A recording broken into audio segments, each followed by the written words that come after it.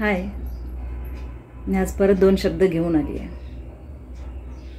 आपण जे करत असलेली नोकरी आहे ना त्याच्याबद्दल.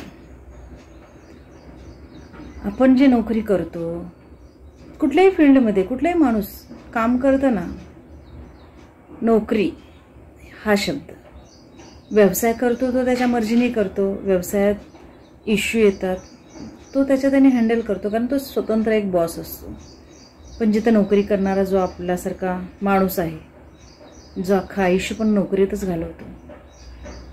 पण मी म्हणजे माझे वैयक्तिक मत मांडते अशी की प्रत्येकजण नोकरी हे काही ना काही कारणाने करतो. कोणी आपल्याला घर चालवायचं असतं, प्रपंच चालवायचा असतो, जीवन जगण्यासाठी नोकरी गरजेची आहे, हे आपण मान्य करूया. पण ते करताना तुम्हाला कुठे गुलामगिरी करावी लागते का? तुमचं मानसिक खच्चीकरण होते का? आणि तुमच्या मनात नसताना पण काही गोष्टी कराव्या लागतात, आणि ते किती योग्य रीतीने आपण करतो किंवा आपल्या मनाला किती पाठीमागे टाकून करतो. आपण आपला वेळ पूर्णपणे देतोय का घराला, का पूर्ण वेळ आपण कंपनीला देतोय? ह्या सगळ्या गोष्टींचा विचार केला तर त्याच्यातून एकच साध्य होतं. नोकरी करतो, घरदार मिळतं, आपण सगळं घेतो त्या नोकरीच्या जीवावर. पण ते करताना आपण स्वतःच्या आतला माणसाला विचारायचं राहून जातं की तुला नक्की हे आवडतंय का?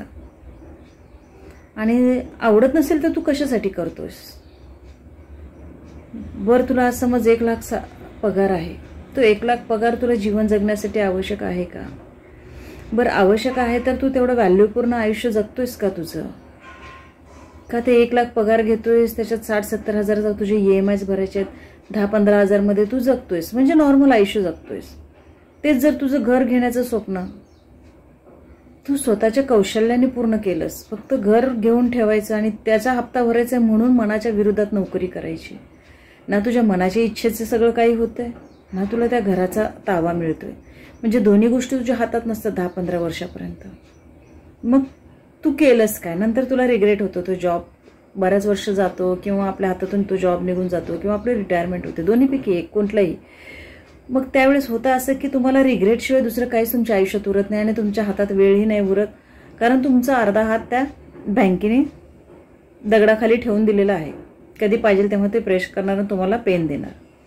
आणि ती चूक त्यांची नाही आहे, ती चूक आपण निवडलेली आहे. आपण कधी स्वतःला विचारतोय का आपल्याला एवढ्या सॅलरीची गरज आहे का? आपल्या एवढ्या गरजा नक्की आहेत का? ह्या लक्झरी आणि ह्या भौतिक सुखाच्या पाठीमागे धावून आपण आपलं व्हॅल्युएबल आयुष्य, व्हॅल्युएबल विचार गमवतोय का? कारण होतं असं की तुमच्यात काहीतरी वेगळं स्किल असू शकतं, पण तुम्ही नोकरी करण्याच्या नादामध्ये त्या स्किलकडे लक्षच नाही दिले. जर तुमचं 2-4 हजार, 5 हजार, 10 हजारच्या भाड्याच्या घरात तुमचं भागत असेल, स्वतःचं घर घेऊन आपण 15, 20, 30 हजार भरतोय, त्याच्यामध्ये 10-15 हजार बँक पहिले 5 वर्ष तर आपलं इंटरेस्टच घेते निघून. म्हणजे नक्की करतोय का आपण आपल्या आयुष्याचं? बँकेला जगवण्यासाठी आपण कमवतोय का? या काही गोष्टी लोकांना स्टार्टिंगला कळत नाहीत, चुका झाल्यानंतर कळतात. पण चुका झाल्यानंतर माणूस अनालाइजच करत नाही की काय चाललंय आपल्या आयुष्यात. कधी त्याचा सखोल अभ्यासच नाही करत की आपण नक्की कुठे चुकलोय. घर घेऊन चुकलोय, बँकेचं लोन घेऊन चुकलोय, आणि त्या लोनसाठी मोठ्या पगाराची नोकरी शोधण्यामध्ये आयुष्य गमवून चुकलोय, आणि ती मोठ्या पगाराची नोकरी टिकवण्यासाठी स्वतःचं जीवनशैली बदलून चुकलोय. नक्की काय करतोय? एकाला एक सगळं संलग्न आहे. मग आपण कुठल्या मोहापायी आपण हे आपलं आयुष्य व्हॅल्युएबल घालवतोय? घरदार घेतलंय त्या मोहापायी घालवतोय का मोठी पगार आहे, समाजात स्टेटस पाहिजे म्हणून घालवतोय? मग समाजामध्ये जर घर आणि पगारीवर स्टेटस आहे तर मग ते तुमचं स्टेटस नाही, तुमच्या पैशाचं स्टेटस आहे. मग तुमचं स्टेटस तुम्ही कसं मिळवणार? जास्तीचा मोह न करता स्वतःविषयी विचार करा, स्वतःला खोलवर शोधा, त्याचं खोदकाम करा मनाचं. त्याच्यामधून तुम्हाला असा कुठला तरी एक गुण मिळेल ज्याच्यातून तुम्ही जरूर यशस्वी व्हाल, नक्कीच व्हाल. मला एवढा विश्वास आहे. परमेश्वराने प्रत्येकाला एक गिफ्ट देऊन या धर्तीवर पाठवलेलं आहे, पण ते गिफ्ट शोधायचा माणूस प्रयत्नच नाही करत आहे. तो नेहमी सांगत असतो की तुझ्यात हे गुण आहे, तुझ्यात हे गुण आहेत, पण आपण परमेश्वराला डावळून भौतिक सुखांकडे, ज्याच्याकडे जास्त पैसा आहे त्याच्या मूल्यांची व्हॅल्यू करून तो जसा वागतो तसा आपण वागायचा प्रयत्न करतोय. पण नक्कीच तो आपला मार्ग आहे का? परमेश्वराने आपल्यासाठी जर वेगळा मार्ग निवडला असेल, आपण दुसऱ्याचं फक्त वरचं सुख बघून, सगळं बघून आपण पुढे जातोय, हेच किती चुकीचं आहे. मग तुमच्यातला जो माणूस आहे, तुमच्यातला ज्या आतली कलागुण आहेत ती बाहेर यायला वाव नाही मिळत.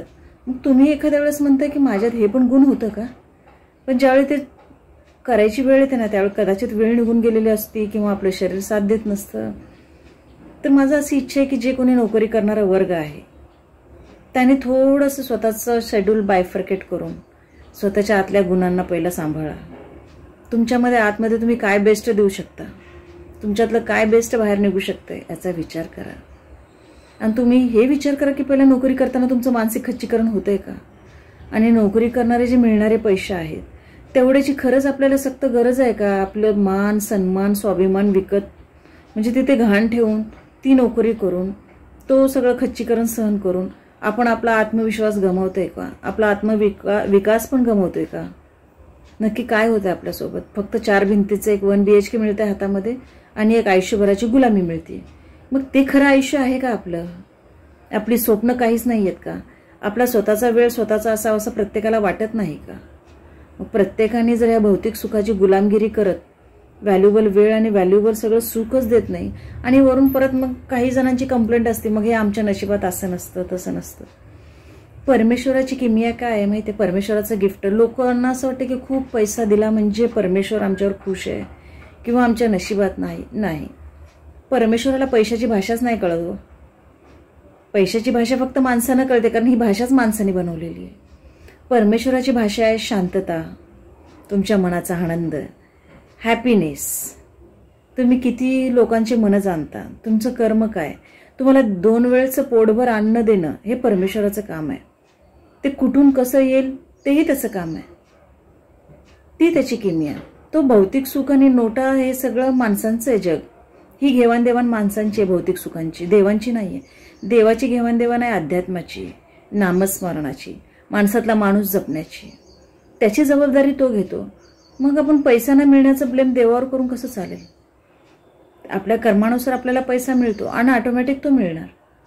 पण त्याच्यामुळे आपण काही स्वतःचे मूल्य, स्वतःचा आत्मविश्वास सगळं गमावून स्वतःचं हॅपीनेस, स्वतःच्या आत्मेला कुचलून आपण जे काय आज करायला लागलोय नोकरी, जर त्यातून आपल्या संस्कारावर कोणी बोट दाखवत असेल, कोणी आपल्या आईवडिलांवर बोट दाखवत असेल, कोणी आपलं केलेलं मेहनतीचं पैशाच्या ह्याच्यात तोलमोल करत असेल, आपण आपली बहुमूल्य वेळ दिलेली असते त्याच्या बदल्यात तो पैसाही मोजतो, प्रश्नच नाही आहे.